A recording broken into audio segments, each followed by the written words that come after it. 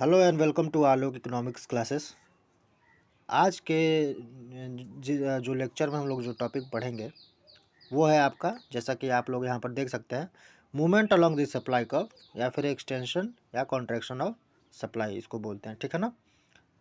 तो आगे बढ़ने से पहले मैं आप लोगों को बता दूं कि अभी तक हम लोगों ने क्या क्या टॉपिक कवर कर चुके हैं हम लोग इस चैप्टर के अंदर, जिस चैप्टर का नाम है आपका supply, law of supply and price elasticity of supply.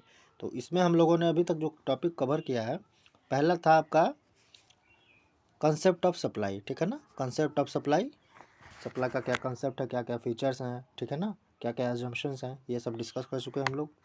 और इंडिविजुअल और सप्लाई कर्व क्या होता है, इंडिविजुअल और मार्केट सप्लाई क्या होता है, ये भी हम लोगों ने पढ़ चुका है।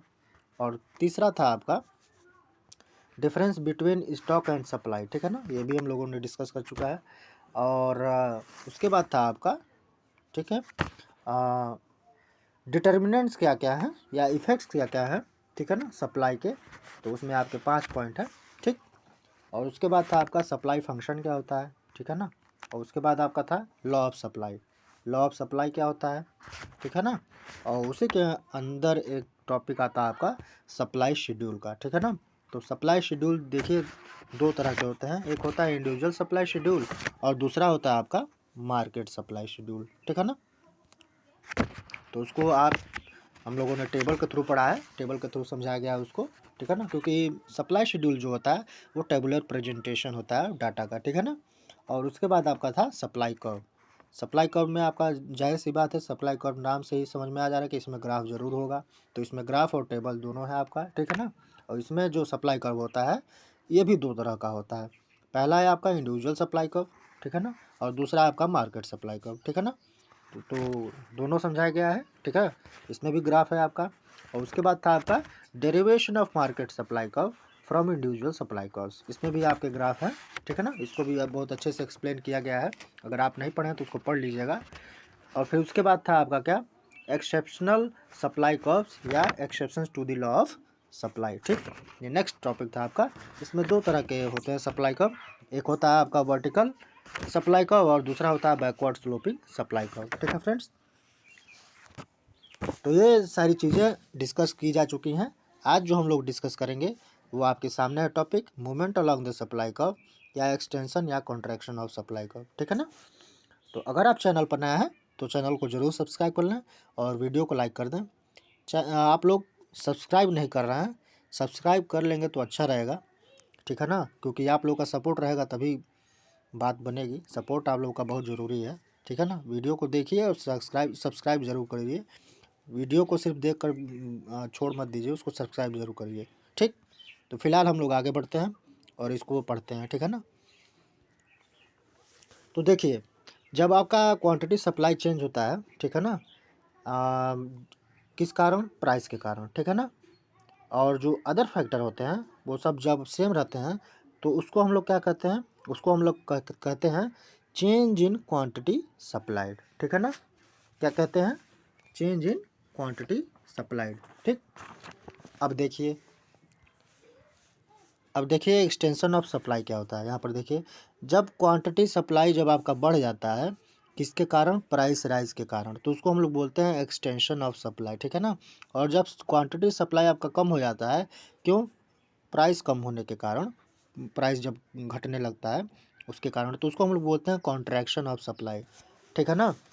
अब देखिए एक्सटेंशन और कॉन्ट्रैक्शन, ठीक, या फिर चेंज इन क्वांटिटी सप्लाइड, ये किस कारण होता है। एक तो होता है ये होता है आपका प्राइस के कारण, जो कमोडिटी का प्राइस है उसके चेंज होने के कारण ये सारी चीज़ें होती हैं, ठीक है ना। अब चेंज इन क्वांटिटी सप्लाई कैसे इंडिकेट किया जाता है, वो इंडिकेट किया जाता है movement along a particular supply curve के द्वारा, ठीक है ना। और अपवर्ड स्लोपिंग, अपवर्ड मूवमेंट जब होता है अलोंग अ सप्लाई कर्व को, तो उसको हम लोग क्या बोलते हैं, एक्सटेंशन ऑफ सप्लाई बोलते हैं, ठीक है ना। क्या बोलते हैं, एक्सटेंशन ऑफ सप्लाई, ठीक है ना।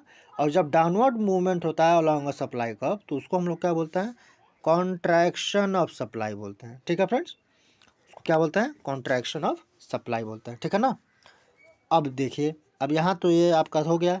अब ये जो आगे है आपका, यहाँ से लेकर और नीचे जितना है, ये ग्राफ का आपका क्या है एक्सप्लेनेशन है, ठीक है ना। तो पहले आप ग्राफ को अच्छे से देख लीजिए, क्या है ग्राफ में, कैसे बनाना है। अगर क्वेश्चन पूछता है तो आपको ये बनाना पड़ेगा। तो वाई एक्सिस पे आपका है प्राइस है, ठीक है, और एक्स एक्सिस पर आपका है क्वांटिटी, ठीक है ना। ये extension and contraction of supply है, ठीक। ये आपको ऐसे सप्लाई बना देना है, ठीक है ना। और फिर बहुत इजी है, इसको ऐसे बना दीजिएगा, यहाँ पर एरो दे दीजिएगा और नंबरिंग कर दीजिएगा जो जो लिखा हुआ है, ठीक।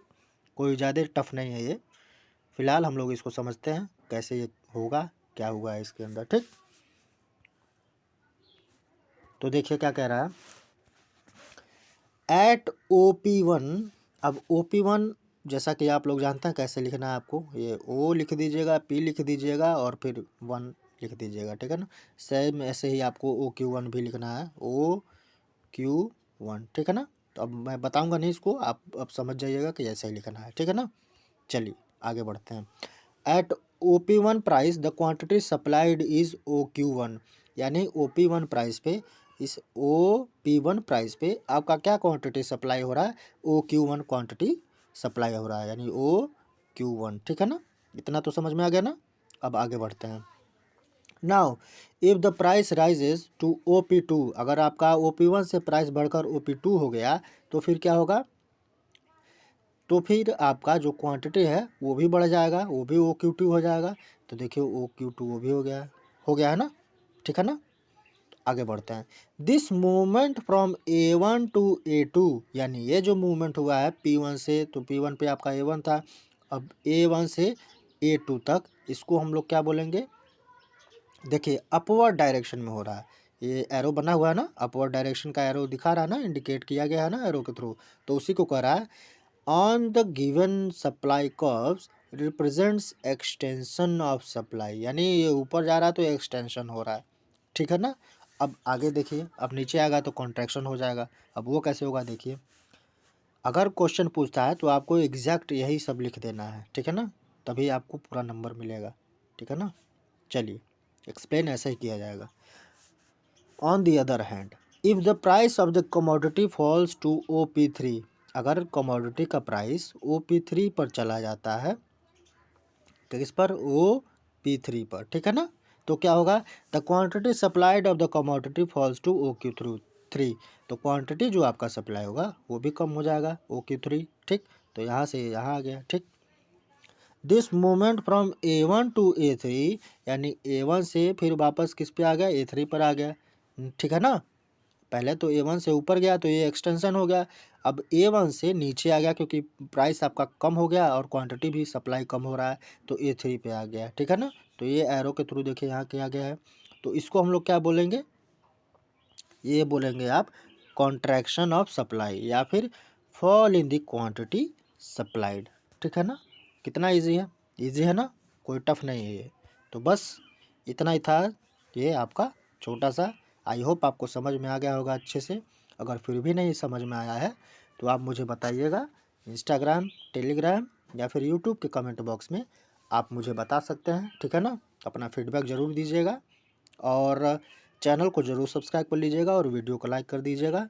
और ये नोट्स आपको कहाँ मिलेगा, ये आपको मिलेगा टेलीग्राम ग्रुप पर, ठीक है ना। आप वहाँ पर ज्वाइन कर लीजिए और ये आपको मिल जाएगा, ठीक है ना, नोट्स आपको। ठीक है फ्रेंड्स, फिर मिलते हैं नेक्स्ट वीडियो में। Thank you.